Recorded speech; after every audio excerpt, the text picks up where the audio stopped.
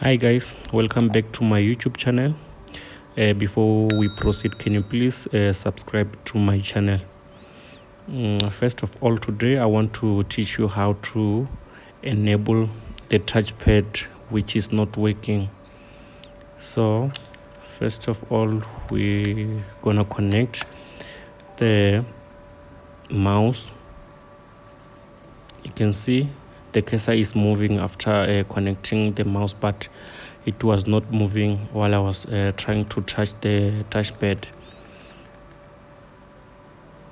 This issue can happen after changing operating system, or sometimes the touchpad can just stop working.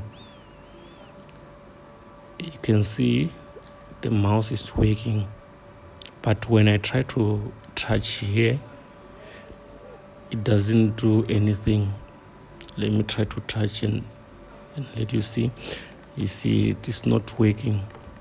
So first of all, what you need to do is to press Fn plus F7. You can press it several times until it enable the touchpad. So I pressed and tried to touch the touchpad here. Now it's working. Thanks for watching. Please don't forget to subscribe.